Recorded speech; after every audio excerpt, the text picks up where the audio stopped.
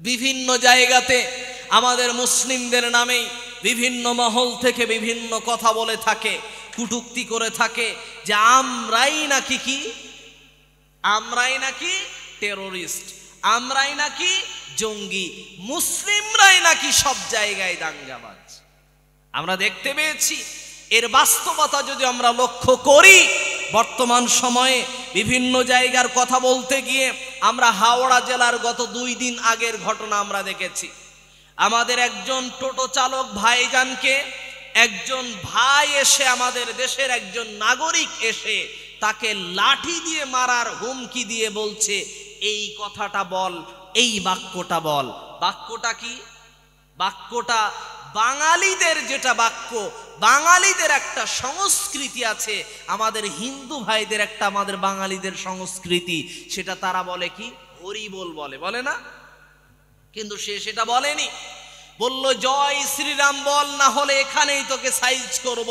বলতে চাইছিলাম একই রকম ভাবে, ওই রকম ভাবে একটা ফলের দোকানে ফলওয়ালাকে গিয়েও হুমকি ধমকি দিয়েছে, তাকেও বলতে বাধ্য করানো হয়েছে। একই রকম ভাবে লক্ষ্মীকান্তপুর লাইনের ট্রেনে মানুষকে উত্তপ্ত করার জন্য, মানুষকে বিভিন্ন রকম গরম করার জন্য সেখানেও এই ধ্বনি দিয়ে, প্রতিধ্বনি দিয়ে মানুষকে জানাচ্ছে যে আমরা এখানে সব থেকে সংখ্যায় বেশি, সংখ্যাগরিষ্ঠ। আমি আপনাকে বলতে চাইছিলাম সংখ্যা গরিষ্ঠ আর সংখ্যা এই কম আর বেশি দিয়ে এটাতে অনেক কিছু যায় আসে যায় না, কোনো কিছুতে যায় আসে না। সমস্যা হলো এই কাজ করার কারণে আমাদের মানবতা এবং আমাদের দেশের নাগরিকদের সব থেকে বড় ক্ষতি হয়েছে। কথা ঠিক না বল? এরকম যত জায়গায় ঘটেছে তার ভিতরে আমরা দেখতে পেয়েছি উত্তরাখণ্ডের একটি থানা, মল্লিতাল থানার একজন অফিসার, তার নাম আসিফ খান। তিনি শুধুমাত্র মুসলিম হওয়ার কারণেই তাকে চড় থাপ্পড় দিয়ে তার উর্দিটাকে, তার পুলিশের যে গায়ের যে জামা থাকে, পুলিশের যে পোশাক থাকে, সেই পোশাকটাকে টানা হেঁচড়া করে তাকে গালাগালি করে তাকে বলা হয়েছে এদেশে মুসলিম হিসাবে কোনো পুলিশ থাকবে না। কি কথা বলে! আমরা তো ছোট থেকেই জেনে এসেছি কয়েকটা চাকরির, কয়েকটা কাজের কোনো ধর্ম হয় না। নাম্বার 1, কোনো আইনজীবীদের, কোনো বিচারকদের কোনো ধর্ম হতে পারে না। সে নিজস্ব কোনো একটা ধর্ম মানতে পারে, কিন্তু আইনের জায়গাতে যখন এসে যাবে সে কোনো রকম ভাবে ধর্মের দিকে দেখবে না। নাম্বার 2, পুলিশের কোনো রকম ধর্ম থাকতে পারে না, তার নিজস্ব ধর্ম থাকবে, বাড়িতে থাকবে, কিন্তু পুলিশের জায়গাতে আসলে শুধু ন্যায়ের সঙ্গে থাকবে, বাকি অন্য কিছুর সঙ্গে আপোষ হবে না। নাম্বার 3, আমরা ভালো করেই জানি শিক্ষার জন্য কোনো ধর্ম রাখা চলে না।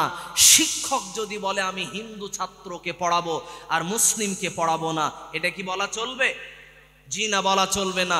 শিক্ষক যদি বলে, মাদ্রাসার শিক্ষক, এমন কি আমাদের ইমাম সাহেব হুজুর সহ আমি সহ যদি বলি শুধু মুসলিম ছাত্রকে পড়াবো আর হিন্দু ছাত্রকে পড়াবো না, এই কথা বলা চলবে?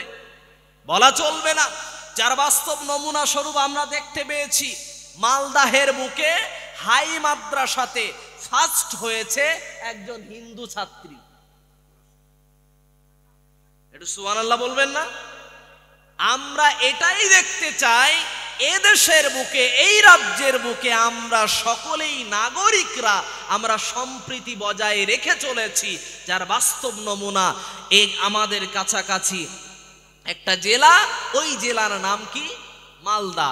এই মালদা জেলার বুকে হাই মাদ্রাসায় সেখানে কি হয়েছে, একটা হিন্দু মহিলা সেখানে কি হয়েছে, পুরো মাদ্রাসা বোর্ডের ভিতরে সেই এলাকাতে সেখানে ফার্স্ট হয়েছে। আমি আপনাকে বোঝাতে যাচ্ছিলাম এই পুলিশকে ওই জায়গাতে মারা হলো, কিন্তু সেখানে অনেক মানুষ ছিল, পুলিশও ছিল, তারা নীরব দর্শকের ভূমিকা পালন করেছিল। আপনাকে আমি বলতে চাইছিলাম এই যে আমাদের কাছাকাছি বনগা আছে না, বনগার কাছাকাছি একটা স্টেশন আকাইপুর, সেখানে একটা পায়খানা ঘরের দেওয়ালে লেখা আছে কি, তারাই লিখেছে, সেখানে লিখেছে কথা যে কি হিন্দুস্তান মুর্দাবাদ, পাকিস্তান জিন্দাবাদ। আমরা একটু জোরে বলি নাউজুবিল্লাহ। এ কথা আমরা কখনোই কোনো সময় কোনো রকম ভাবে আমরা বলতে চাই না। আমরা সর্বক্ষণ মরণ পর্যন্ত এই দেশকে যেহেতু আমরা চয়েস করেছি, এই দেশে যেহেতু জন্ম নিয়েছি, এই দেশেই আমাদের মরার ইচ্ছা সকলে বলেন ঠিক কিনা? ঠিক তো? তো এই দেশের জন্য আমরা সর্বসময় আমরা এই কথাই বলি, হিন্দুস্তান জিন্দাবাদ, হিন্দুস্তান জিন্দাবাদ, এটাই বলি। কিন্তু কোন রকম ভাবে তারা সেখানে দেয়ালে এটা লিখেছে, লেখার পরে সেখানে পাকিস্তানি পতাকা উড়িয়ে সেখানে রেখে দিয়েছে। পরক্ষণেই জানতে পারা যাচ্ছে তাদের নাম কি, চন্দন মালাকার এবং প্রজ্ঞাজিৎ মণ্ডল। বলতে চাইছিলাম একজন এর ভিতরে আবার হোমিওপ্যাথি ডাক্তারও আছে। আমি চাই এদেশের ভিতরে আমরা চাই কোন রকম ভাবে যেন আমাদের হিন্দু মুসলিমের ভিতরে যেন সম্প্রীতি নষ্ট না হয়, এটা আমাদের ইচ্ছা। আল্লাহ পাক আমাদের উপরে যেন রহম করেন, পড়ি আমিন। আল্লাহ পাক রব্বুল আলামিনের এই কথা অনুপাতে বলতে চাইছিলাম, আমাদের এলাকার ভিতরে কিছু মানুষের অবস্থা এমন হয়ে গেছে, তারা বলতেই চায় যে আমরা জীবিত মানুষের কাছে যেন মাথা নত করতে, মাঝে মাঝে আমাদের মাথা নত করতেই হয়। এ কথা আমি বলি জিনা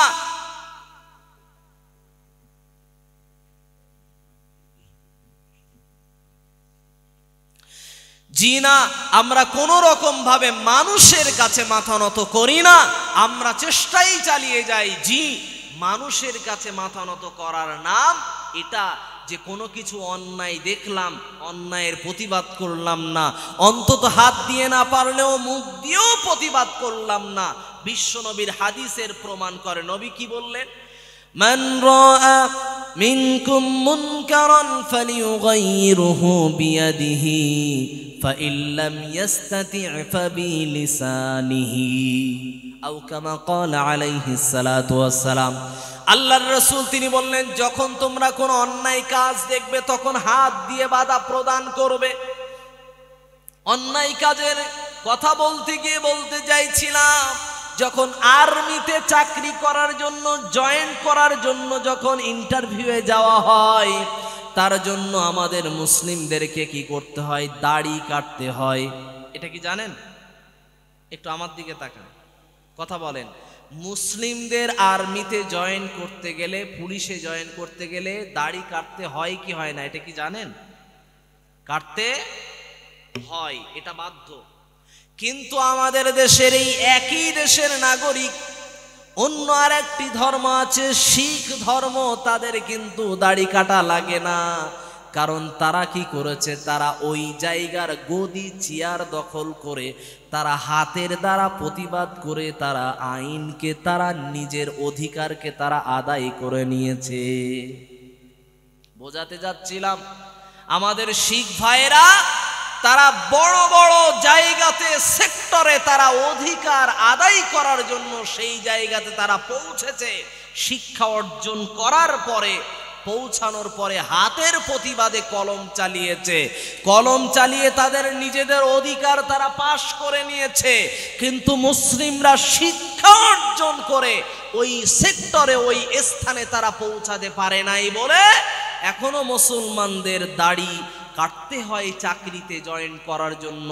তার নাম হলো পুলিশি চাকরি। আমি কি কথা ভুল বলেছি? বর্তমান সময়ের এই রকম পরিস্থিতি।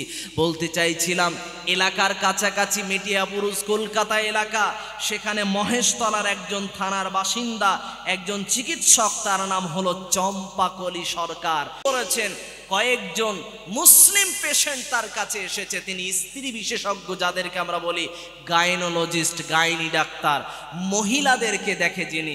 তিনি দেখার পরে একজনের কাছে ফোন এসেছে, ওই ডাক্তারের কাছে ফোন এসেছে যে ম্যাডাম, আপনার কাছে আমার না যাওয়াই উচিত ছিল, না দেখানো উচিত ছিল, কারণ আপনি বলেছেন আজ থেকে মোহামেডানদেরকে আমি আর চিকিৎসা করব না, অর্থাৎ মুসলিম রোগীদেরকে আমি আর দেখব না। এটা বাস্তবে ঘটেছে।